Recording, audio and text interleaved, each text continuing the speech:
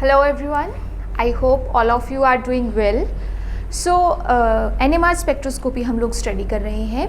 NMR spectroscopy के last lectures तक हम प्रोटोन NMR सिर्फ नॉन क्वाड्रूपोलर न्यूक्लियाई का कंप्लीट कर चुके थे, बिकॉज आपको बताया गया था कि क्वाड्रूपोलर न्यूक्लियाई यानी जिनकी आई वैल्यू हाफ से ज़्यादा होती है वो अभी हम स्टडी करेंगे, बट हम पहले उन्हें कवर कर रहे हैं जिनका आई वैल्यू हाफ है, क्योंकि इन सब के लिए पैरामीटर्स, मल्टीप्लिसिटी, इंटेंसिटी रेशियो सब बराबर चलेगा, तो ये एक तरीके से easily कवर हो जाएगा. After that we will move to our next topic like quadrupolar nuclei NMR. तो क्वाड्रूपोलर न्यूक्लियाई में क्योंकि आई हाफ से ज़्यादा हो जाएगा तो उसमें थोड़ा सा डिफरेंट कंसेप्ट इंटेंसिटी रेशियो के लिए रहेगा. ओके, तो हम इस तरीके से स्टडी कर रहे हैं कि पहले हाफ में वो जिनका आई वैल्यू हाफ है एंड सेकेंड पार्ट में वो जिनका आई वैल्यू हाफ से ज़्यादा है. तो उसी सीरीज़ में प्रोटोन NMR के बाद हमारे पास जो नेक्स्ट स्पेक्ट्रोस्कोपी NMR स्पेक्ट्रोस्कोपी में टॉपिक है वो है कार्बन 13 NMR का. सो कार्बन 13 NMR हम आज कवर करेंगे, और क्योंकि ये जस्ट प्रोटोन के बाद ही हमने स्टार्ट किया है, इसका रीज़न क्या है, इसकी वजह क्या है कि इसके लिए जो पैरामीटर्स हैं एग्जैक्टली बराबर चलते हैं प्रोटोन NMR के साथ, तो कुछ बहुत ज़्यादा एक्स्ट्रा करने की ज़रूरत नहीं है. उन्हीं पैरामीटर्स के साथ ये वाला टॉपिक भी इजीली कवर हो जाएगा. Okay, so let's start. देखिए, कार्बन 13 NMR स्पेक्ट्रोस्कोपी में अब हम किसकी बात करेंगे? जब हम बात कर रहे थे कि 1H NMR स्पेक्ट्रोस्कोपी है या प्रोटोन NMR स्पेक्ट्रोस्कोपी है, तो हम प्रोटॉन्स के बारे में डिस्कस कर रहे थे कि कितने अलग टाइप के प्रोटॉन्स किसी मॉलिक्यूल में प्रेजेंट है, तो उनके बारे में हमें पता चला. जब हम बात करेंगे कार्बन 13 NMR की, तो हमारे पास मॉलिक्यूल में कितने डिफरेंट टाइप के कार्बन प्रेजेंट है, अगर ये हमें पता करना है तो कौन सी स्पेक्ट्रोस्कोपी की हेल्प ले सकते हैं हम? Carbon 13 NMR spectroscopy. क्लियर? अब हम यहाँ पे किस पे फोकस करेंगे? कार्बन्स के ऊपर फोकस करेंगे कार्बन 13 NMR में. अब कार्बन 13 बिकॉज एक मैग्नेटिक न्यूक्लियाई होता है. मैग्नेटिक क्यों होता है बताया है, जिसका मास नंबर 4 से कंप्लीटली डिविजिबल नहीं होता है वो मैग्नेटिक न्यूक्लियाई होता है. सो 13 कभी भी 4 से कंप्लीट डिवाइड नहीं होगा, जीरो रिमाइंडर नहीं आएगा, तो ये एक क्या है? Magnetic nuclei. इस मैग्नेटिक न्यूक्लियाई का आई वैल्यू क्या होता है? हाफ, 1/2, जैसे प्रोटोन का है, तो सेम चलेगा. Na is natural abundance. तो ये आपको इंट्रोडक्शन वाले पार्ट में बताया था कि कार्बन 13 नेचर में जस्ट 1.1% मिलता है, जस्ट 1.1%. तो बाकी आपके पास क्या प्रेजेंट होता है? 12 कार्बन. कार्बन के दो आइसोटोप्स हैं, 12 कार्बन, 13 कार्बन. तो 13 जो मैग्नेटिक न्यूक्लियाई है वो सिर्फ और सिर्फ 1.1% प्रेजेंट है. बाकी जो हमारे पास है वो सारा कार्बन 12 है, और कार्बन 12 हमारे किसी काम का नहीं है बिकॉज ये नॉन मैग्नेटिक न्यूक्लियाई होता है. डन. नेक्स्ट थिंग मैंने यहाँ पे क्या लिखी है, बिकॉज इसकी नेचुरल अबंडेंस बहुत कम है, ये नेचर में बहुत कम मिलता है, तो इस वजह से ये NMR के लिए क्या है? लेस सेंसिटिव है. लेस सेंसिटिव का मतलब जब आप प्रोटोन NMR स्टडी कर रहे थे तो प्रोटोन NMR का अगर आपने इतना सा भी सैंपल लिया है, उसकी स्पेक्ट्रोस्कोपी कराओगे तो आपको वो आसानी से उतने थोड़े से सैंपल में ही बहुत जल्दी स्पेक्ट्रम दे देता है, डाटा दे देता है. क्यों? क्योंकि 1H हम कह सकते हैं सर्वत्र है. ठीक है, मतलब आपके पास 1H की जो नेचुरल अबंडेंस थी वो 99.98 के अराउंड थी, ऑलमोस्ट 100%. तो अगर आपने 100 मॉलिक्यूल लिया है तो 100 में 99% या उससे भी ज़्यादा चांसेस हैं कि 1H मिलेगा ही मिलेगा. बट यहाँ पे ऐसा नहीं है. यहाँ पे ऐसा नहीं है. यहाँ पे सपोज आपके पास कोई मॉलिक्यूल है 5 कार्बन वाला, ठीक है, C1, C2, C3, C4 and C5. इस तरीके से मैं रिप्रेजेंट कर रही हूँ कि 5 कार्बन एटम्स एक मॉलिक्यूल में प्रेजेंट है. तो इसमें हमारे पास अब ये 5 को मैं 5 तरीके से यहाँ पे लिख रही हूँ. ठीक है, ऐसा क्यों? अभी आपको बताती हूँ कि 5 पॉसिबिलिटीज़ हो सकती हैं. वो अब 5 पॉसिबिलिटीज़ क्या है? चलो C4 तक ही करते हैं, 4 कार्बन वाला हमने ले लिया कोई. ठीक है, तो अब कार्बन NMR आप किसी एक मॉलिक्यूल का करवा रहे हो जिसमें 4 कार्बन प्रेजेंट है. मैंने यहाँ पे नाम दिया है C1, C2, C3, C4, right. अब क्योंकि नेचुरल अबंडेंस कह रही है कि मोस्ट ऑफ द टाइम हमारे पास चांसेस हैं कि ये कार्बन का कौन सा आइसोटोप प्रेजेंट होगा वहाँ पे? कार्बन 12 और कार्बन 12 क्योंकि मैग्नेटिक न्यूक्लियाई नहीं है तो कार्बन एनएमआर स्पेक्ट्रोस्कोपी में वो किसी काम का है ही नहीं। अगर वो किसी काम का नहीं है फिर हम कैसे डिटेक्ट कर पा रहे हैं कि हमारे पास कितने टाइप के अलग अलग कार्बन प्रेजेंट हैं, क्योंकि कार्बन 13 के होने के चांसेस सिर्फ 1.1% है। तो वो चीज़ एक्चुअल में प्रैक्टिकली कैसे होती है, पेपर पे तो हम फटाफट 4 कार्बन लिख दिया, हम चारों डिफरेंट है तो हम बता देंगे जी 4 सिग्नल, पेपर पे तो हो जाएगा, लेकिन प्रैक्टिकली क्या चीज़ हो रही है वो समझिए कि आपके पास सपोज एक मॉलिक्यूल 4 कार्बन वाला है और टेस्ट ट्यूब में आपके पास 100 मॉलिक्यूल है, इसी कार्बन का 100 मोल्स आप कह सकते हो या 100 एक ही कंपाउंड के मॉलिक्यूल प्रेजेंट है, ठीक है। तो उन 100 में से सिर्फ आपके पास 1.1% एक मॉलिक्यूल के ऐसे होने के चांसेस हैं जो किसी एक पोजीशन पे कौन सा कार्बन रखता होगा, 13 कार्बन, बाकी सारे कार्बन 12 होंगे। तो अगर 100 मॉलिक्यूल में एक मॉलिक्यूल ऐसा मिल रहा है जिसकी किसी एक पोजीशन पे कार्बन 13 है, तो बाकी 100 जो होंगे उसमें सपोज सेकंड पोजीशन के 100 में कोई एक मिल गया, बाकी के जो 100 मॉलिक्यूल होंगे उसमें सपोज करके चल रहे हैं हम, थर्ड पोजीशन पे मिल गया, बाकी और 100 मॉलिक्यूल्स आए उसमें सपोज फोर्थ पोजीशन पे मिल गया, ठीक है। तो खुद सोचो कि प्रोटोन एनएमआर में जो काम हमारा 100 मॉलिक्यूल के अंदर ही सारा हो गया, यहाँ पे हमें 400 लेने पड़े या 1000 लेने पड़े, मतलब ज़्यादा क्वांटिटी लेनी पड़ रही है। क्यों? क्योंकि इसकी सेंसिटिविटी कम है। सेंसिटिविटी क्यों कम है? क्योंकि नेचर में कम मिलता है।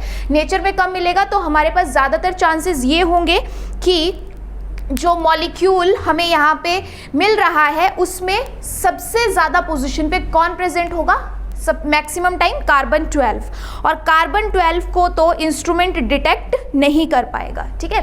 दैट्स वाई कार्बन 13 के इस तरीके से हमारे पास चांसेस हो सकते हैं कि 100 में एक मॉलिक्यूल मिल गया।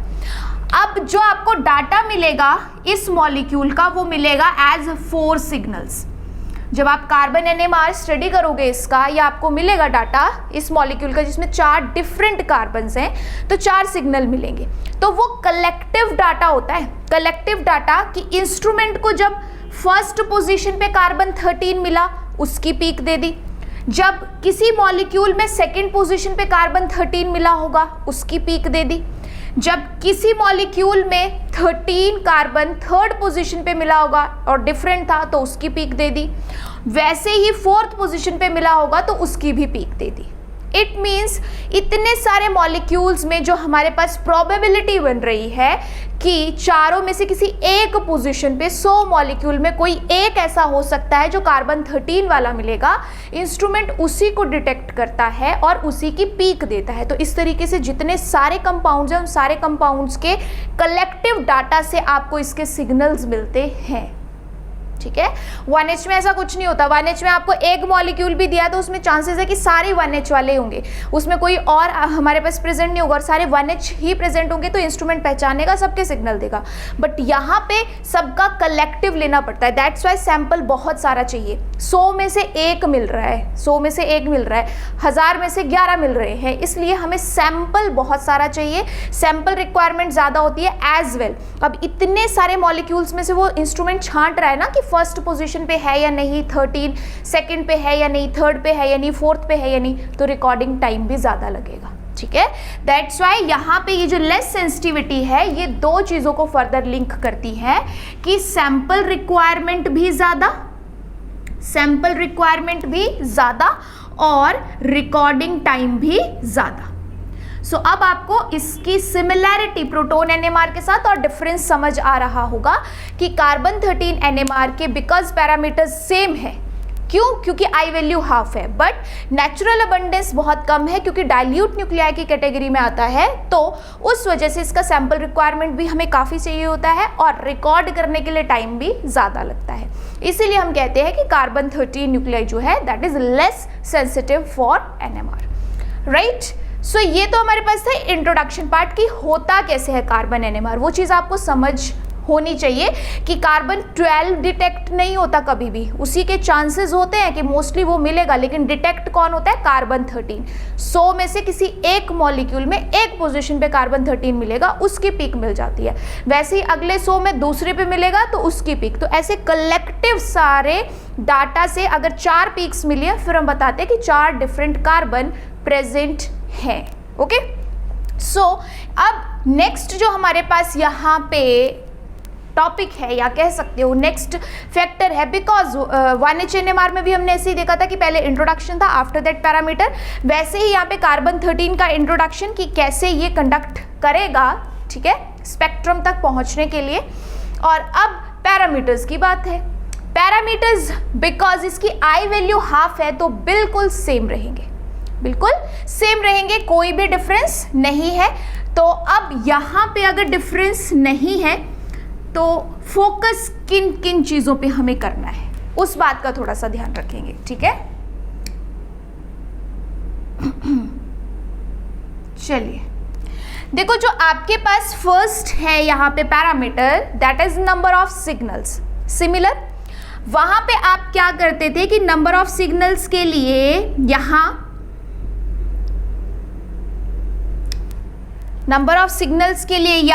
हम फोकस करेंगे सिर्फ किसके ऊपर, कार्बन के ऊपर। जैसे प्रोटोन एनएमआर में हम डिफरेंट प्रोटॉन्स के ऊपर फोकस करते थे, यहां हमारा फोकस रहेगा सिर्फ और सिर्फ डिफरेंट टाइप के कार्बन्स पे। जितने डिफरेंट टाइप के कार्बन्स प्रेजेंट होंगे उतने ही नंबर ऑफ सिग्नल्स, ठीक है। अभी एग्जांपल्स करेंगे, आप जस्ट इंट्रोडक्शन पार्ट अभी देख रहे हैं कि करना क्या क्या है हमने, फिर जो डिटेल्ड में है वो किया जाएगा, ठीक है जी। एरिया रेशो को यहाँ पे नेग्लेक्ट किया जाता है, अवॉइड किया जाता है। इट मीन्स एक पैरामीटर यहाँ पे कम हो चुका है, ठीक है। इसके पीछे जो रीजन है वो रिलैक्सेशन टाइम का है। लेजी न्यूक्लियाई होता है, बहुत ज़्यादा रिलैक्सेशन टाइम लेता है, इतना वेट हम लोग नहीं कर सकते क्योंकि ऑलरेडी इसका रिकॉर्डिंग टाइम बहुत ज़्यादा है, इसलिए एरिया रेशो वाले पैरामीटर को यहाँ पे अवॉइड किया जाता है। तो सिंपली ध्यान में रखिएगा कि एरिया रेशो का यहाँ पे कंसेप्ट यूज नहीं करते हैं, कार्बन 13 NMR में नहीं करते। नेक्स्ट जो केमिकल शिफ्ट है, केमिकल शिफ्ट क्या है, पोजीशन ऑफ सिग्नल्स। पहले प्रोटॉन की बता रहे थे, अब कार्बन्स की बताएंगे। सो केमिकल शिफ्ट में आपके पास जो चेंज आया है प्रोटॉन NMR के कंपैरिजन में वो ये है कि अब इसकी जो रेंज है वो 20 टाइम्स देन 1H NMR हो चुकी है। यानी आपने प्रोटॉन NMR में ये पढ़ा था कि 0.5 से 12.5 तक मैक्सिमम जो मेजर आपके सिलेबस के प्रोटॉन्स हैं, डिफरेंट ग्रुप्स के प्रोटॉन्स हैं, उनकी रेंज रहती है 12.5 ppm तक। यहाँ पे 20 टाइम्स हो चुकी है, यहाँ पे 20 टाइम्स हो चुकी है। यानी यहाँ जो आपके पास स्टार्ट होगी वो मिनिमम 10 ppm से स्टार्ट होके मैक्सिमम 220 ppm तक रहेगी, ठीक है। तो केमिकल शिफ्ट अब कार्बन 13 NMR में 20 टाइम्स है, तो इसमें भी हम वो टेबल ज़रूर लिखेंगे जिससे हमें पता रहे कि किस तरीके के कार्बन का जो केमिकल शिफ्ट है वो किस रेंज में बिलोंग करता है। सो ये केमिकल शिफ्ट हो गया। आफ्टर दैट हमारे पास, यानी ये तो कंसीडर किया जाएगा, ठीक है। उसके बाद हमारे पास है मल्टीप्लिसिटी। मल्टीप्लिसिटी के लिए यहाँ एक कंसेप्ट आ चुका है, दैट 1JCX। 1JCX का मतलब क्या है कि यहाँ सिर्फ कपलिंग 1 बॉन्ड डिस्टेंस की होती है, यहाँ सिर्फ कपलिंग 1 बॉन्ड डिस्टेंस की होती है, इसलिए 1 लिखा है। कार्बन की होगी X के साथ, X अब कुछ भी हो सकता है, जनरली हाइड्रोजन ही लिया जाता है यहाँ पे। तो कार्बन को अपने साथ जो भी मैग्नेटिक न्यूक्लियाई मिलेंगे, यानी हाइड्रोजन साथ में मिलेंगे जस्ट 1 बॉन्ड डिस्टेंस पे, उसके साथ ये कपलिंग करता है और स्प्लिटिंग शो करेगा। तो क्योंकि 1 बॉन्ड डिस्टेंस ही है, जैसे प्रोटॉन में तो अप टू 3 बॉन्ड थी, एरोमेटिक में अप टू 5 बॉन्ड भी थी, बट यहाँ क्योंकि जस्ट 1 बॉन्ड डिस्टेंस है तो मल्टीप्लिसिटी भी हमें कैसी मिलती है, लिमिटेड। बहुत ज़्यादा मल्टीप्लिसिटी देखने को नहीं मिलेंगी, जैसे प्रोटॉन NMR में तो काफ़ी मल्टीप्लेट्स भी मिल रहे थे, septet into triplet, doublet into quartet, ऐसे बड़े सारे ऑप्शंस वहाँ पे बन रहे हैं, क्योंकि वहाँ पे कपलिंग जो है वो 3 बॉन्ड डिस्टेंस तक हो सकती है, बट यहाँ पे जस्ट 1 बॉन्ड डिस्टेंस, ठीक है। तो जो सिमिलैरिटी है वो भी देखनी है, जो डिफरेंस है वो भी देखना है। After that coupling constant, coupling constant की वैल्यू भी हमारे पास यहाँ पे 50 से स्टार्ट होके 250 हर्ट्ज तक, 50 से स्टार्ट होके 250 हर्ट्ज तक जाती है। और अगर आप इस वैल्यू को देख रहे हो तो एक ही सिग्नल की अलग अलग लाइंस के बीच का डिस्टेंस 50 हर्ट्ज से 250 हर्ट्ज हो चुका है। यानी क्या समझ पा रहे हो आप इस चीज को कि जब एक ही सिग्नल की लाइंस में इतना ज्यादा गैप रहेगा तो दूसरे सिग्नल की लाइंस कहां जाएंगी, समझ रहे हो। जब आपके पास सपोज ये ऐसे यहाँ पे ये एक ट्रिपलेट ही बन रहा है, ठीक है, बहुत ज़्यादा डिस्टेंस आपको यहाँ देखने को मिल रहा है 50 हर्ट्ज, 60 हर्ट्ज, 70, क्योंकि मिनिमम स्टार्ट ही 50 से। और दूसरा सिग्नल सपोज इस पोजीशन पे आ रहा होगा, फिर उसकी लाइंस भी ऐसे चली जाएंगी, तो क्या होगा, सारे सिग्नल्स एक दूसरे पे ओवरलैप कर जाएंगे, क्योंकि हमारे चार्ट में ऐसा थोड़ी है कि एक ही सिग्नल ने अपनी लाइन शो करनी है, और भी सिग्नल्स होंगे। तो जब एक ही सिग्नल की, एक ही मल्टीप्लेट की लाइंस में इतना ज़्यादा डिस्टेंस होगा तो फिर दूसरे सिग्नल उस पे ओवरलैप कर सकते हैं, और ओवरलैप अगर करेंगे तो हमें जो यहाँ पे डाटा मिलेगा that will be complicated, that will be complicated NMR, समझ रहे हो। तो यहाँ पे भी इसको सिंप्लीफाई करने के लिए हम कपलिंग को अवॉइड करते हैं, कपलिंग को अवॉइड करते हैं। वजह मैं बता रही हूँ कि आपके पास 50 to 250 हर्ट्ज अगर एक ही सिग्नल के बीच, लाइंस के बीच का डिस्टेंस देखने को मिल जाएगा तो फिर दूसरे सिग्नल तो एक दूसरे पे ओवरलैप करते जाएंगे, ओवरलैप करेंगे तो हमें NMR कैसा मिलेगा, कॉम्प्लिकेटेड, और कॉम्प्लिकेटेड मिलेगा, हमें यही नहीं पता चलेगा कि कितने डिफरेंट कार्बन हैं, कितने डिफरेंट सिग्नल है। तो फिर इस NMR को कंडक्ट कराने का लॉजिक ही क्या बचता है, जो काम हम चाहते थे कि डिफरेंट कार्बन का पता चले वही नहीं पता चल पाया, तो फिर कोई फायदा नहीं है कार्बन NMR स्पेक्ट्रोस्कोपी कराने का। तो इसके लिए सबसे सिंपलेस्ट मेथड था कि कपलिंग को ही खत्म कर दो। कोई अगर तरीका हो सकता है तो कपलिंग को खत्म कर दो, कपलिंग खत्म हो जाएगी तो सिग्नल जो है वो डिफरेंट लाइंस में स्प्लिट नहीं होंगे, सिंगल लाइंस में नजर आएंगे, जिससे हम डाटा को अच्छे से इंटरप्रेट कर सकते हैं। तो ये आगे की बात है, फर्दर आपको बताएंगे। बट इंट्रोडक्शन पार्ट में देख लो कि आपने यहाँ पैरामीटर्स जो हैं, जो प्रोटोन NMR में पढ़े थे, उनमें से क्या पढ़ने हैं, क्या नहीं पढ़ने हैं। नंबर ऑफ सिग्नल्स रहेगा, अब फोकस कार्बन के ऊपर होगा, पहले प्रोटोन पे था। केमिकल शिफ्ट रहेगा, इसका भी चार्ट आपको दिया जाएगा, बट डिफरेंस ये है कि अब इसकी केमिकल शिफ्ट वैल्यूज 20 टाइम्स हो चुकी हैं प्रोटोन के कंपैरिजन में। मल्टीप्लिसिटी को भी देखा जाता है अगर पूछा जा रहा है, बट मल्टीप्लिसिटी 1 बॉन्ड डिस्टेंस की ही होगी, उससे ज़्यादा नहीं, तो लिमिटेड रहती हैं। एंड कपलिंग कांस्टेंट करवा सकते हैं, बट इसे अवॉइड किया जाता है क्योंकि इससे डाटा बहुत ज़्यादा कॉम्प्लिकेटेड मिलता है, क्योंकि वैल्यूज़ बहुत ज़्यादा हो रही हैं, राइट। तो सिंप्लीफाइड NMR कैसे मिलेगा वो हमारे पास रहेगा टॉपिक इन सारे पैरामीटर्स को कवर करने के बाद, ठीक है। So moving to our first parameter for carbon 13 NMR, that is number of signals और नंबर ऑफ पीक्स।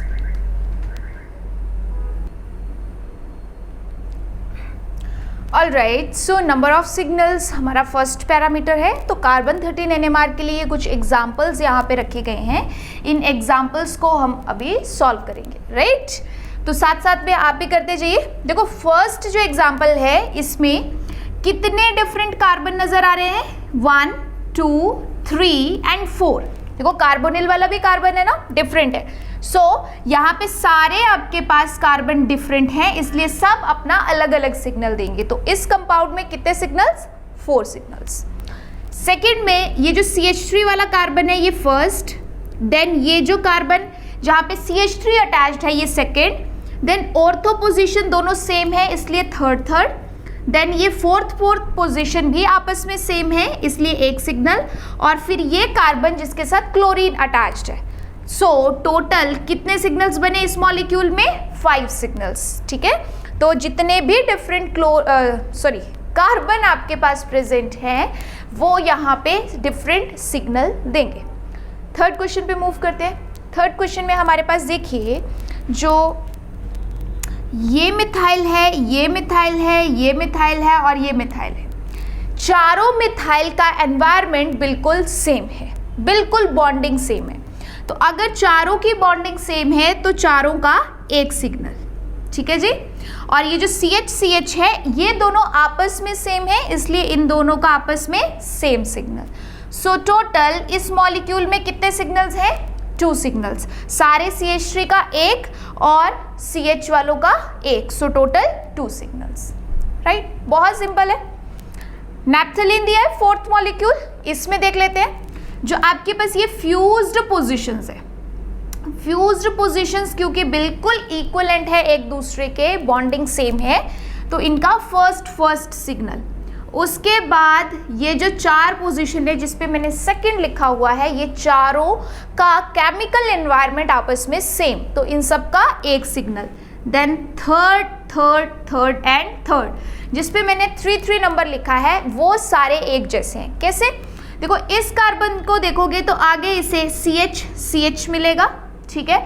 तो सॉरी, इस थर्ड पोजीशन को 2 पे CH मिल रहा है, तो इस थर्ड को भी 2 पे CH मिल रहा है। आगे देखोगे तो इसे फ्यूज्ड कार्बन मिल रहा है, इसे भी आगे फ्यूज्ड कार्बन मिल रहा है।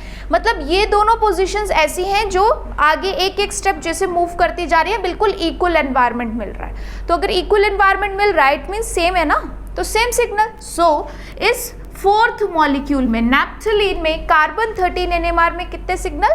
3 सिग्नल्स, ठीक। जो क्वेश्चन नंबर 5 है, इसमें आपके पास कार्बन पे फोकस करना है ना। ये आ गया फर्स्ट कार्बन, ये आ गया सेकंड कार्बन, ये थर्ड और ये फोर्थ। अब आप सोच रहे होंगे कि दोनों मिथाइल सेम कार्बन के साथ अटैच्ड हैं, फिर दोनों का सेम सिग्नल क्यों नहीं? इसलिए क्योंकि जो ये मिथाइल है वो अपने एडजेसेंट क्या देख रहा है? हाइड्रोजन। ये मिथाइल अपने एडजेसेंट क्या देख रहा है? हाइड्रोजन। जबकि इस मिथाइल को अपने एडजेसेंट क्या मिल रहा है? क्लोरीन। तो ऑब्वियस सी बात है कि सिर्फ बॉन्डिंग एनवायरनमेंट नहीं देखना है, हमें स्पेशल एनवायरनमेंट भी देखना है। तो इस मिथाइल को अपने एडजेसेंट हाइड्रोजन मिल रहा है, जबकि इस मिथाइल को अपने एडजेसेंट क्लोरीन मिल रहा है।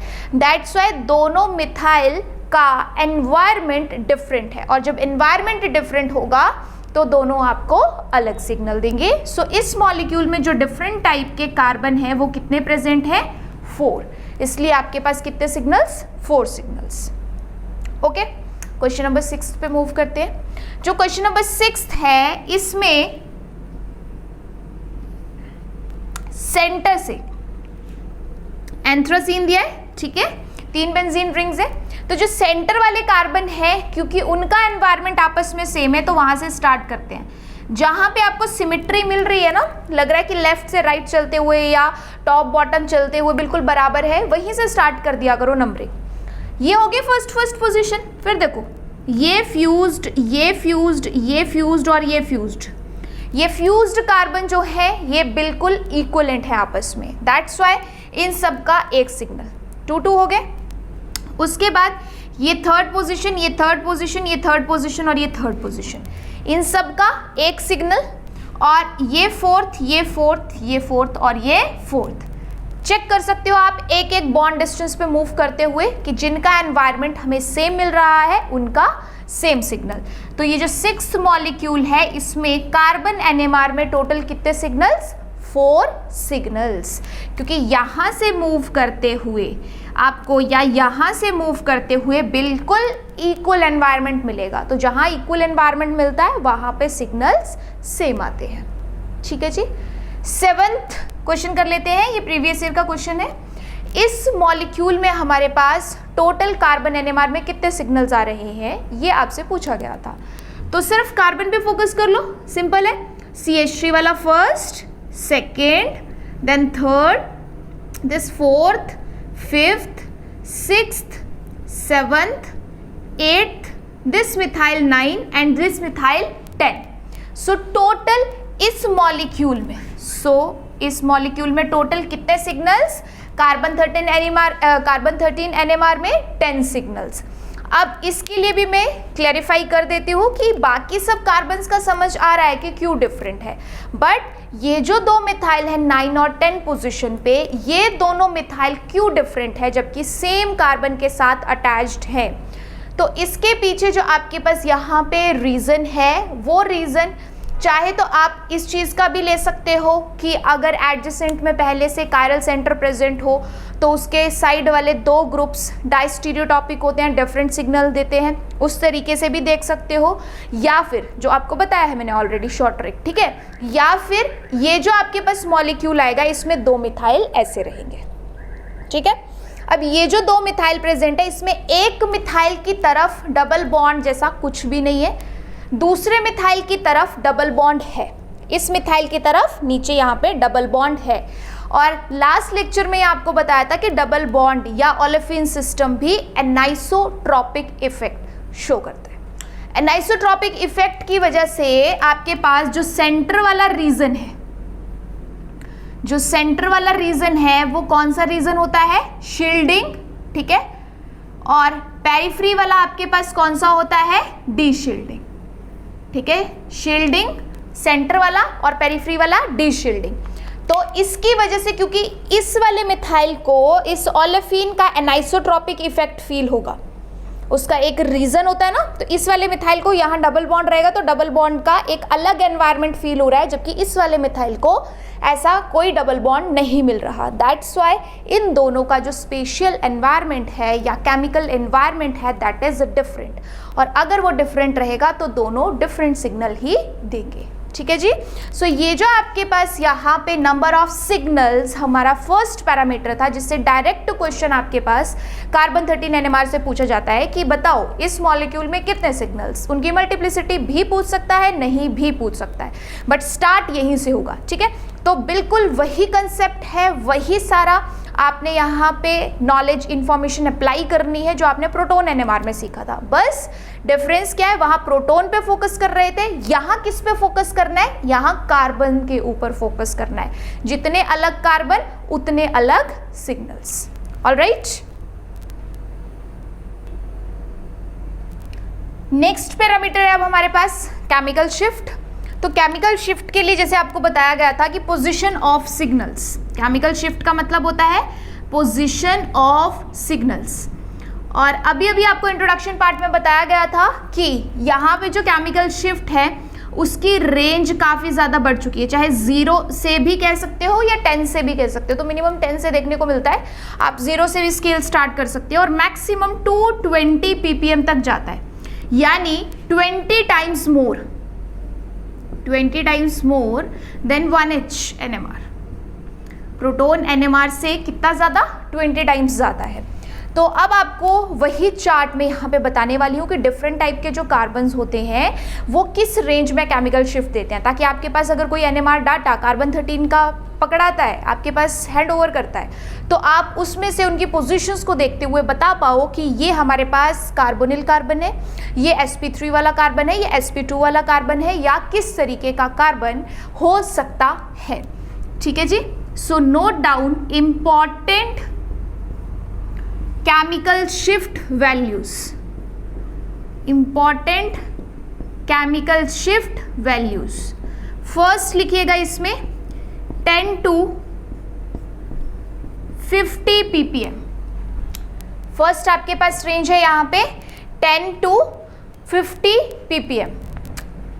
50 भी ओके है, बट आप 40 तक भी रख सकते हो, है ना। 20 टाइम्स अगर हमने कंप्लीट ही करना है तो वैसे चलते हैं। 0.5 to 2 ppm था ना आपके पास, 0.5 to 2 ppm फर्स्ट वाला, तो 20 टाइम्स करेंगे तो 40 तक रहेगा, तो ठीक है, उस अकॉर्डिंग ही चलते हैं। 10 to 40 ppm sp3 hybridised carbon atom, वहां पे हम कहते थे sp3 हाइब्रिडाइज्ड प्रोटोन, मतलब ऐसा प्रोटोन जो sp3 हाइब्रिडाइज्ड कार्बन के साथ अटैच्ड है।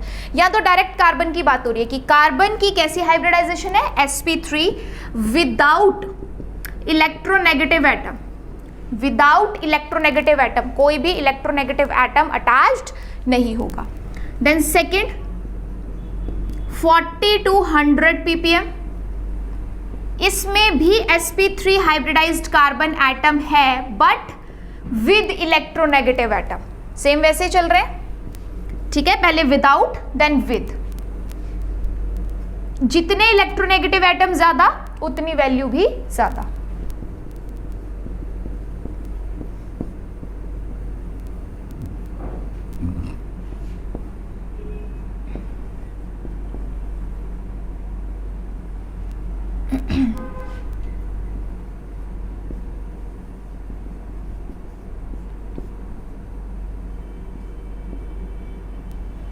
ऐसे आप रेंज डिवाइड कर सकते हो 100 टू 150। इससे नेक्स्ट आपके पास कौन सी रेंज थी, sp2 हाइब्रिडाइज ना, ये भी सेम वैसा ही है। बट sp2 हाइब्रिडाइज में क्योंकि दो कैटेगरीज थी, एक पहले ओलेफिनिक कम वाली और ज्यादा वाली क्या थी आपके पास, एरोमेटिक, तो वो चीज आपको यहाँ पे भी वैसे ही रखनी है कि जो कम वाली वैल्यू है वो ओलेफिनिक कार्बन की और जो एरोमेटिक कार्बन है उसकी वैल्यू थोड़ी सी ज़्यादा। सो 100 टू 150 ppm की रेंज रहती है, जिसमें कम वाली रेंज ओलेफिनिक कार्बन की, ज़्यादा वाली रेंज एरोमेटिक कार्बन की। एंड आफ्टर दैट हमारे पास जो फोर्थ कैटेगरी है नेक्स्ट, वो है 150 टू 220 ppm। 150 टू 220 ppm और 150 टू 220 ppm हमारे पास है कार्बोनिल कार्बन की, कार्बोनिल कार्बन की। इस तरीके का कोई भी कार्बन, चाहे वो आपके पास एल्डिहाइड का है, कीटोन का है, एमाइड का है, एस्टर का है, कार्बोक्सिलिक एसिड का है, कैसा भी C डबल बॉन्ड O रहेगा तो उसकी रेंज 150 टू 220 ppm में रहती है, यानी सबसे हाईएस्ट, ठीक है। इसके अलावा एक और कैटेगरी है, बिकॉज हमने ये फर्स्ट टू कैटेगरी पढ़ी sp3 के लिए, थर्ड कैटेगरी पढ़ ली sp2 के लिए, फोर्थ कैटेगरी होगी चलो कार्बोनिल के लिए। तो sp हाइब्रिडाइज्ड कार्बन तो अभी भी रहता है, कार्बन के पास 3 टाइप की हाइब्रिडाइजेशन ही पॉसिबल है, sp, sp2, sp3 लिमिटेड होती हैं, ठीक है जी। तो अब यहाँ पे sp वाला अभी भी रहता है, तो sp वाला जो हाइब्रिडाइज्ड कार्बन होगा उसकी रेंज हमारे पास रहती है 40 टू 90 ppm, 40 टू 90 ppm। ये किसकी है, sp hybridised carbon atom, sp triple bond वाला sp हाइब्रिडाइज्ड कार्बन एटम। अब कंफ्यूजन अगर आपको यहाँ पे हो कि इसकी 40 टू 100 है और इसकी 40 टू 90 है, तो सेम भी हो सकती है। तो एक खास बात का ध्यान रखिएगा कि जो आपके पास sp हाइब्रिडाइज्ड कार्बन एटम है उसकी कभी भी 100 से ऊपर नहीं जाएगी, उसकी 100 से कम ही रहती है वैल्यू जो sp हाइब्रिडाइज्ड है। बट जो इलेक्ट्रोनेगेटिव एटम के साथ है उसकी वैल्यू 100 से ऊपर भी जा सकती है। वजह आपको बताई है, फैक्टर्स अफेक्टिंग केमिकल शिफ्ट, ठीक है। तो 100 के ऊपर भी जा सकती है, कब, जब sp3 है विद इलेक्ट्रोनेगेटिव एटम। बट अगर आपके पास sp हाइब्रिडाइज्ड है तो उसकी 100 से ऊपर नहीं जाती है, जनरली 100 से कम ही रहती है। तो इस डिफरेंस के बेसिस पे आप ये मेजर कैटेगरीज, इंपॉर्टेंट कैटेगरीज जो हैं कार्बन NMR में केमिकल शिफ्ट की, वो आप देख सकते हो कि ऐसी कोई भी रेंज आपको सिग्नल मिला सपोज 30 ppm पे, तो आप बता सकते हो ना कि sp3 हाइब्रिडाइज्ड कार्बन रहा होगा हमारे मॉलिक्यूल के स्ट्रक्चर में। अगर 120 ppm के अराउंड मिलती है तो आप बता सकते हो कि ओलेफिनिक टाइप का सिस्टम हमारे मॉलिक्यूल में हो सकता है, ऐसा कार्बन हो सकता है डबल बॉन्ड वाला। तो इस तरीके से केमिकल शिफ्ट यहाँ भी हमें यही बताएगी कि कार्बन का नेचर कैसा है, sp3, sp2, olefinic, aromatic, carbonyl, sp किस तरीके का है वो हम यहाँ से पता कर सकते हैं, ठीक है। तो ये बात होगी हमारे पास किस चीज़ की, केमिकल शिफ्ट वाले पैरामीटर की। नेक्स्ट पैरामीटर है मल्टीप्लिसिटी। मल्टीप्लिसिटी के बारे में आपको बताया गया था कि यहाँ पे भी अगर आपको कैलकुलेट करना है तो आप यही फॉर्मूला यूज कर सकते हो, 2ni+1, जहाँ पे n नेबरिंग जो भी आपके पास मैग्नेटिक न्यूक्लियाई है उसका नंबर रहेगा, और i आपको मालूम है यहाँ पे i वैल्यू यहाँ भी क्या है, हाफ, तो बिल्कुल सेम वैसे चलेगा। लेकिन मल्टीप्लिसिटी के लिए जो नई चीज आई है वो ये कि कार्बन सिर्फ और सिर्फ कैसी कपलिंग करता है, 1 बॉन्ड डिस्टेंस पे, 1 बॉन्ड डिस्टेंस पे कपलिंग करेगा। तो जो मल्टीप्लिसिटी है वो भी उसी के अकॉर्डिंग आएगी।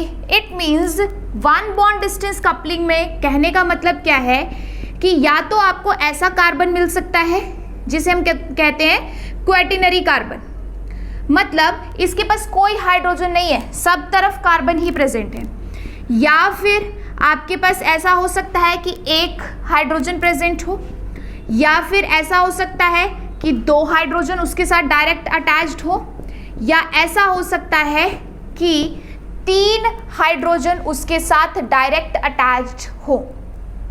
ठीक है, सो इस तरीके से अगर हम यहाँ पे देखें तो जो क्वाटर्नरी कार्बन है, क्वाटर्नरी कार्बन क्योंकि उसको अपने 1 बॉन्ड डिस्टेंस पे कोई भी हाइड्रोजन नहीं मिल रहा है, तो वो हमें क्या शो करेगा, signal as singlet, signal show करेगा बट एज सिंगलेट, क्योंकि जब कोई हाइड्रोजन ही 1 बॉन्ड डिस्टेंस पे नहीं है तो कोई स्प्लिटिंग नहीं होगी, कोई कपलिंग नहीं होगी और सिग्नल सिंपल एक सिंगलेट की फॉर्म में नजर आएगा। बट जब एक हाइड्रोजन डायरेक्ट अटैच्ड है तो 1 बॉन्ड डिस्टेंस कपलिंग हो सकती है, तो एक की वजह से क्या शो करेगा, कार्बन 13 NMR में ये डबलेट।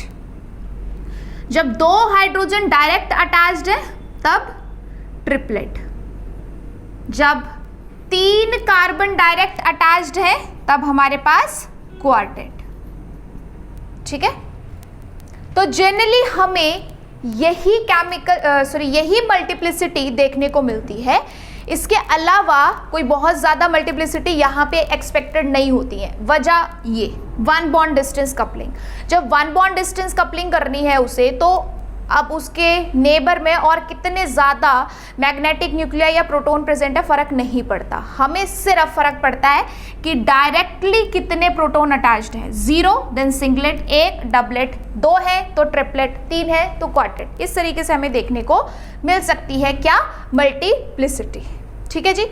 दूसरी बात कि अगर आप ये सोचो कि कार्बन 13 को बिल्कुल डायरेक्टली उसके साथ कार्बन 13 जुड़ा हुआ मिल जाए, जैसे हम बात कर रहे हैं ना कि डायरेक्ट हाइड्रोजन है, हाइड्रोजन क्योंकि मैग्नेटिक न्यूक्लियाई होता है इसलिए कपलिंग कर रहा है, स्प्लिटिंग कर रहा है, बट ऐसी पॉसिबिलिटी भी है क्या कि कार्बन को बिल्कुल अपनी नेक्स्ट पोजीशन पे कार्बन मिल जाए जो दोनों कार्बन 13 वाले आइसोटोप्स हों, तो ऐसी उम्मीद मत कीजिए।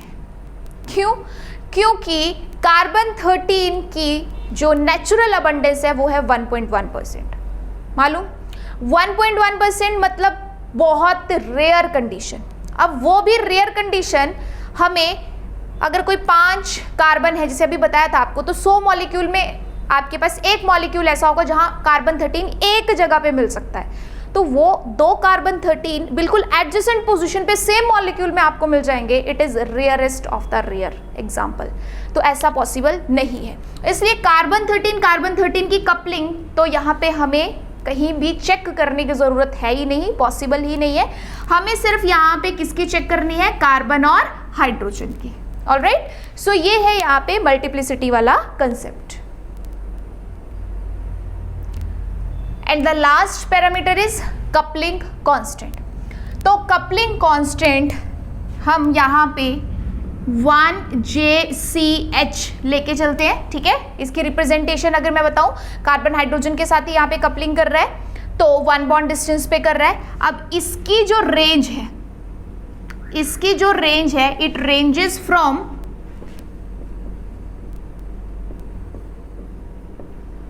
50 to 250 हर्ट्ज, 50 to 250 हर्ट्ज बताया आपको। अब इतनी ज्यादा अगर कपलिंग कांस्टेंट की वैल्यू रहेगी तो मल्टीप्लेट्स गेट मिक्स्ड या ओवरलैप्ड। ठीक है, जो भी डिफरेंट मल्टीप्लेट्स आएंगे, अगर एक ही मल्टीप्लेट की लाइंस में इतना डिस्टेंस रहेगा तो दूसरे मल्टीप्लेट डेफिनेटली उस पर क्या करेंगे, ओवरलैप करेंगे, मिक्स हो जाएंगे। अगर मल्टीप्लेट्स जो हैं वो मिक्स हो जाते हैं तो दिक्कत क्या होगी, कॉम्प्लिकेटेड डाटा, और कॉम्प्लिकेटेड डाटा रहेगा तो हम प्रेडिक्ट नहीं कर पाएंगे कि कितने डिफरेंट टाइप के कार्बन हमारे पास मॉलिक्यूल में प्रेजेंट है। और जो काम हम करवाना चाहते हैं अगर इस कपलिंग की वजह से वही नहीं करवा पा रहे हैं, देन हमें कोई सोल्यूशन ढूंढने की ज़रूरत है। तो वो सॉल्यूशन हमें मिल चुका था। ठीक है, तो ये कॉम्प्लिकेटेड डाटा अगर हमें रहेगा तो ये किसी काम का नहीं है। तो सॉल्यूशन इसका था एक टेक्निक, जिस टेक्निक का नाम है डबल इरेडिएशन टेक्निक या proton decoupled NMR. Double irradiation technique या फिर प्रोटोन डीकपल्ड एनएमआर। इसका मतलब क्या है, पहले तो ये टेक्निक होती क्या है वो आपको समझना है। जब वो चीज़ समझ आ जाएगी देन आपको खुद ब खुद पता चल जाएगा कि हमने इस प्रॉब्लम के लिए इस सॉल्यूशन को ही क्यों चूज किया। आप लोग क्या करवाते हो, कोई टेस्ट ट्यूब है, ठीक है, सैंपल लिया है, उसमें सैंपल लिया है तो वो सैंपल आपने एनएमआर इंस्ट्रूमेंट में, एनएमआर जो इंस्ट्रूमेंट है उसमें आपने रखा, ठीक है, ये एक्सटर्नल मैग्नेटिक स्ट्रेंथ आ गई। बट जब रेडियो फ्रीक्वेंसी की बात आती है, अगर आप अपने इंट्रोडक्शन वाले लेक्चर को अभी याद करो तो आपको पता चलेगा, मैंने वहाँ बताया था कि दो चीज़ें हो चुकी हैं। इस कंपाउंड के न्यूक्लियस की खुद की मैग्नेटिक फील्ड, जो एक्सटर्नल मैग्नेटिक फील्ड प्रोवाइड की गई है इंस्ट्रूमेंट में, दूसरी चीज़, और लास्ट चीज़ हमारे पास होती है रेडियो फ्रीक्वेंसी जो हम बाहर से अप्लाई करते हैं। तो जनरली हम क्या करते हैं कि एक ही टाइप की रेडियो फ्रीक्वेंसी प्रोवाइड करते हैं और उसको भी पल्स में, थोड़ी देर के लिए दिया देन ब्रेक, इंटरवल, फिर थोड़ी देर के लिए दिया देन ब्रेक, ऐसे पल्स में प्रोवाइड करते हैं। यहाँ क्या करना है हमने, जब डबल इरेडिएशन टेक्निक करवानी है तो दो तरह की रेडियो फ्रीक्वेंसी प्रोवाइड करनी है। दो तरह की रेडियो फ्रीक्वेंसी जो आपको ऐसे वेवी फॉर्म में नजर आ रही है वो आपने करनी है यहां पे पल्स्ड फॉर्म में, पल्स्ड रेडियो फ्रीक्वेंसी जो वेवी फॉर्म में मैंने यहां पे रखी है वो कैसे करनी है, पल्स्ड रेडियो फ्रीक्वेंसी, ठीक है, पल्स फॉर्म में कह सकते हो। और जो स्ट्रेट आपको नजर आ रही है ये कॉन्टिन्यूअस फॉर्म में, कॉन्टिन्यूअस फॉर्म वाली रेडियो फ्रीक्वेंसी। यानी हमने क्या करना है, हमने यहाँ पे जो रेडियो फ्रीक्वेंसी बाहर से प्रोवाइड करनी है अब वो दो तरीके से करनी है। एक पल्स फॉर्म में बिल्कुल वैसे ही जैसे हम पहले करते आ रहे थे, और एक कॉन्टिन्यूअस फॉर्म में। बट कौन किसके लिए रहेगी, जो पल्स्ड रेडियो फ्रीक्वेंसी है वो कार्बन 13 न्यूक्लियाई के लिए रहेगी स्पेसिफिकली वो रेंज, और जो कॉन्टिन्यूअस है वो 1H न्यूक्लियाई के लिए रहेगी या प्रोटोन न्यूक्लियाई के लिए रहेगी, ठीक है। अब इससे डिफरेंस क्या आएगा वो देखिए। जनरली क्या होता था हमारे पास कि हम जब एक ही पल्स्ड फॉर्म में रेडियो फ्रीक्वेंसी अप्लाई करते थे तो जो कार्बन न्यूक्लियाई है वो और जो उसके साथ प्रोटॉन न्यूक्लियाई होते थे उनके स्पिन आपस में कपलिंग करते थे और मल्टीप्लेट या सिग्नल हमें शो करते थे। अभी हम क्या कर रहे हैं कि रेडियो फ्रीक्वेंसी जो हम पल्स फॉर्म में दे रहे हैं वो दे रहे हैं कार्बन 13 न्यूक्लियाई के लिए, तो जिससे हम बिल्कुल तरीके से प्रोवाइड कर रहे हैं। तो जब कार्बन एनएमआर हम कंडक्ट करा रहे होंगे तो जो पल्स फॉर्म में जा रहा है जैसा जाना चाहिए, किसके लिए, कार्बन 13 के लिए, तो कार्बन 13 की प्रेजेंस तो हमें पता चल जाएगी, कार्बन 13 के सिग्नल भी हमें पता चल जाएंगे कि रेडियो फ्रीक्वेंसी ने जब इंटरैक्ट करना है उसकी प्रेसिजनल फ्रीक्वेंसी के साथ तो कार्बन 13 न्यूक्लियाई अपनी प्रेजेंस जरूर शो कर देगा, वहां पे अपने सिग्नल तो शो कर देगा। लेकिन जब बात आएगी कपलिंग की, कार्बन की कपलिंग किसके साथ, प्रोटॉन के साथ, तो प्रोटॉन को कैसी रेडियो फ्रीक्वेंसी मिल रही है, कॉन्टिन्यूअस फॉर्म में। और अगर कॉन्टिन्यूअस फॉर्म में मिलेगी तो उसके स्पिन की जो अरेंजमेंट है, ठीक है, सपोज आपके पास ऐसे हम कोई ट्रिपलेट के लिए ही देख रहे हैं तो ऐसी 3 अरेंजमेंट्स हमारे पास पॉसिबल हो सकती हैं कि कोई 2 प्रोटॉन है, दोनों का स्पिन अप हो सकता है या दोनों का स्पिन डाउन हो सकता है, पहले वाले का अप दूसरे का डाउन, पहले वाले का डाउन दूसरे का अप, ऐसे डिफरेंट अरेंजमेंट 2 प्रोटॉन की बन सकती हैं। अब जो कार्बन 13 न्यूक्लियाई का स्पिन होगा उसे इस कंडीशन में क्या दिक्कत आती है कि प्रोटॉन के जो ये स्पिन है इनकी अरेंजमेंट इतनी फास्ट हो जाती है और वो फास्ट होने की वजह क्या है? ये कॉन्टिन्यूअस फॉर्म में दी गई रेडियो फ्रीक्वेंसी। ये कॉन्टिन्यूअस फॉर्म में दी गई रेडियो फ्रीक्वेंसी इन अरेंजमेंट्स को इतना फास्ट कर देती है कि कार्बन 13 न्यूक्लियाई को ये पता ही नहीं चलता कि उसके साथ कोई और मैग्नेटिक न्यूक्लियाई प्रेजेंट है भी या नहीं।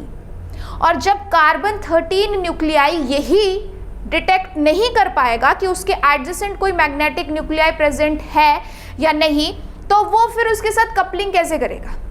कपलिंग नहीं करेगा, स्प्लिटिंग नहीं होगी। स्प्लिटिंग नहीं होगी तो जो भी दिक्कत यहाँ कॉम्प्लिकेशंस आ रही थी वो सारी सॉर्ट आउट हो गई। फिर से सुनिए क्या कहा, डबल इरेडिएशन टेक्निक या प्रोटोन डीकपल्ड। प्रोटोन डीकपल्ड का मतलब समझ रहे हो ना कि प्रोटोन की कपलिंग को खत्म किया, डीकपल, ठीक है। तो वो डबल इरेडिएशन क्यों? क्योंकि दो तरीके की रेज आप यहाँ पे ये रेडियो फ्रीक्वेंसी प्रोवाइड कर रहे हो, इसलिए डबल इरेडिएशन। सो दोनों ही नाम से इसका कंसेप्ट समझ आता है, ठीक है। क्या करते हैं हम कि दो तरीके की अलग अलग रेडियो फ्रीक्वेंसी प्रोवाइड करते हैं, एक पल्स्ड फॉर्म में, एक कॉन्टिन्यूस फॉर्म में। पल्स्ड कार्बन 13 के लिए जाएगी तो कार्बन अपने सिग्नल जरूर शो कर देगा, बट जो कॉन्टिन्यूस फॉर्म में जाएगी वो प्रोटॉन के लिए होगी, और प्रोटॉन के स्पिन की अरेंजमेंट इतनी शफल करती हैं, इतनी फास्ट होती हैं कि कार्बन 13 न्यूक्लियाई पहचान ही नहीं पाता कि उसके एडजेसेंट कोई और मैग्नेटिक न्यूक्लियाई प्रेजेंट है भी या नहीं। और जब ऐसी कंडीशन में कार्बन को सपोज ऐसे हाइड्रोजन मिल भी रहा है, बट वो हाइड्रोजन कपलिंग करने के लायक बचा ही नहीं है due to continuous form of radio frequency, तो ये कार्बन सिर्फ ये बता सकता है कि एक सिग्नल आ रहा है, बट इसके साथ अब इसकी कपलिंग पॉसिबल नहीं हो पाएगी। और इसी टेक्निक को हम कहते हैं प्रोटॉन डीकपल्ड एनएमआर। और यही तो हम चाहते थे कि प्रोटॉन के साथ कपलिंग करके तो मल्टीप्लेट हो रहे थे, अगर प्रोटॉन के साथ कपलिंग ही खत्म हो गई तो अब सिर्फ कार्बन के सिग्नल्स हमें पता चलेंगे, कपलिंग वाला सारा कंसेप्ट यहाँ पे रिमूव हो चुका है। तो सिंपल हो गया, जो कॉम्प्लिकेशंस क्रिएट हो रही थी due to coupling, due to splitting, वो अब हमारे पास इस डबल इरेडिएशन टेक्निक से या प्रोटॉन डीकपल्ड एनएमआर से सॉर्ट आउट हो चुकी है, ठीक है। तो ये हमारे पास रहती है प्रोटॉन डीकपल्ड एनएमआर की टेक्निक, जिसमें हम सिंप्लीफाइड एनएमआर, बिल्कुल सिंप्लीफाइड एनएमआर डाटा अचीव कर सकते हैं। सो अब कुछ एग्जाम्पल्स हम लोग यहाँ पे करेंगे, जिसमें हम नॉर्मली अगर कार्बन 13 एनएमआर करवाते हैं तब हमारे पास कितने सिग्नल्स आएंगे, और अगर हम प्रोटॉन डीकपल करवा देते हैं, जैसे यहाँ पे मैंने लिखा हुआ है प्रोटॉन डीकपल्ड कार्बन 13 एनएमआर, तो डीकपल्ड को अगर हमने शो करना हो तो स्क्वायर ब्रैकेट्स में करते हैं, जैसे मैंने यहाँ पे किया है। जिसका कपलिंग खत्म करना है, कपलिंग इफेक्ट खत्म करना है, उसको स्क्वायर ब्रैकेट्स के अंदर रखना है, ठीक है। और किसके बारे में पूछ रहा है? कार्बन 13। तो पहले सिंपल कार्बन 13 एनएमआर कर लेते हैं। यहाँ पे हम मल्टीप्लिसिटी भी जरूर लिखेंगे, यहाँ पे अब हम मल्टीप्लिसिटी की बात नहीं करेंगे। देखो ये कार्बन सबसे डिफरेंट, इसलिए फर्स्ट, फिर ये सेकेंड, ये थर्ड और ये फोर्थ, दोनों मिथाइल डिफरेंट है। ये OCH3 है और ये सिंपल CH3 है, ठीक है। तो यहाँ अगर कार्बन 13 एनएमआर की बात करूँ तो 4 सिग्नल, अगर प्रोटॉन डीकपल्ड की बात करूं तब भी 4 सिग्नल। सिग्नल में तो चेंज नहीं आएगा ना, सिग्नल तो यहाँ भी कार्बन के 4 ही रहेंगे, यहाँ भी 4 ही रहेंगे। बट जब आपके पास यहाँ बात हो रही है विद कपलिंग, विद मल्टीप्लिसिटी, तो आपको बताना पड़ेगा। अब इस कार्बन को क्योंकि अपने साथ 3 हाइड्रोजन मिल रहे हैं, तो 3 हाइड्रोजन की वजह से क्या देगा? क्वार्टेट। ये कार्बन को अपने एडजेसेंट 1 बॉन्ड डिस्टेंस पे कोई हाइड्रोजन नहीं मिल रहा, तो ये देगा सिंगलेट। ये हाइड्रोजन ये कार्बन क्योंकि इसके साथ 2 हाइड्रोजन अटैच्ड है, CH2 है ना, तो 2 हाइड्रोजन की वजह से क्या देगा? ट्रिपलेट। 1 बॉन्ड डिस्टेंस कपलिंग, ठीक है, उसको याद रखिएगा कार्बन एनएमआर में। तो ये कार्बन क्योंकि इसके साथ डायरेक्ट कितने हाइड्रोजन अटैच्ड है? 3, तो 3 की वजह से ये क्या देगा? क्वार्टेट। सो अगर यहाँ पे मैं बात करूं तो ये जो 4 सिग्नल आए, इन 4 सिग्नल में एक क्वार्टेट, सिंगलेट, ट्रिपलेट और एक क्वार्टेट, ये 4 आपको नजर आएंगे क्योंकि हम जस्ट 1 बॉन्ड डिस्टेंस कपलिंग करवाते हैं, जो डायरेक्ट अटैच्ड है उन्हीं की वजह से। प्रोटॉन में नेबरिंग की वजह से होते थे, यहाँ कार्बन एनएमआर में डायरेक्ट अटैच्ड जो प्रोटॉन है उनकी वजह से होते हैं। ये डिफरेंस याद रखना है आप लोगों ने, राइट। सो ये हो गया। अगर आपसे सिंपल ऐसे पूछा जाता है कि इस मॉलिक्यूल के कार्बन 13 NMR के सिग्नल बताओ विद मल्टीप्लिसिटी या इंटेंसिटी रेशियो, तो इंटेंसिटी रेशियो इनकी वही रहेगी जो आपने पास्कल ट्रायंगल में पढ़ी थी। सिंगलेट की, क्वार्टेट, सिंगलेट की तो 1 है, ट्रिपलेट की जैसे 1 to 1 है, तो वैसे ही आपके पास रहेगी, ठीक है, उसमें कोई दिक्कत नहीं है। बट जब आपके पास ये पूछा कि प्रोटोन डीकपल्ड कार्बन 13 NMR बताओ, इट मीन्स आपने डिफरेंट कार्बन के बारे में सिग्नल बता दिए, अब कपलिंग की बात नहीं होगी। ये हाइड्रोजन यहाँ होते हुए भी नहीं है जब हम डबल इरेडिएशन टेक्निक करवा रहे हैं या प्रोटोन डीकपलिंग करवा रहे हैं, ठीक है। तो डिपेंड करता है कि क्वेश्चन कैसे दिया गया है, तो स्टेटमेंट पे ध्यान देना है। अगर प्रोटोन डीकपल्ड है तब जस्ट सिग्नल बताने, अगर सिंपल पूछा है तो signal with multiplicity with intensity ratio भी पूछ सकता है। दोनों तरीके से आपको आना चाहिए, ठीक है। अब जैसे एक आपके पास क्वेश्चन था कि इथेनॉल में, इथेनॉल का हम NMR करवा रहे हैं, कौन सा NMR? कार्बन 13 NMR, लेकिन प्रोटोन डीकपल्ड। तो बताइए इसमें कितने सिग्नल्स होंगे? क्या पूछा था कि प्रोटोन डीकपल्ड कार्बन 13 NMR बताइए इथेनॉल का, तो आपको ये बताना था कि सिग्नल कितने हैं, ठीक है। तो मॉलिक्यूल क्या है? CH3 CH2 OH। जितने डिफरेंट कार्बन प्रेजेंट होंगे उतने डिफरेंट सिग्नल, ये अलग ये अलग। सो आंसर था आपके पास 2 सिग्नल।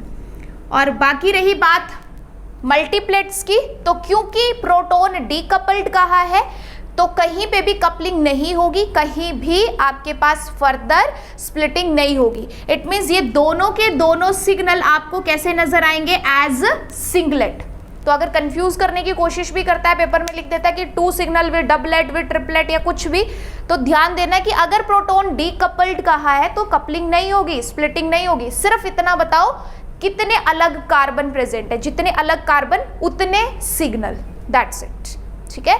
तो ये आपके पास एग्जाम्पल्स रहते हैं, जैसे क्वेश्चन डायरेक्ट आपसे पूछे भी जाते हैं बहुत सिंपल तरीके से कि कार्बन 13 NMR के सिग्नल्स बता दो with multiplicity with intensity ratio, तो वो नॉर्मल वैसे ही रहेगा। बट कई बार प्रोटोन डीकपल्ड भी पूछा जाता है जिसमें हम कपलिंग को कभी मेंशन नहीं करेंगे, सिर्फ अलग अलग कार्बन जो प्रेजेंट है उनके सिग्नल्स बताते हैं, ओके।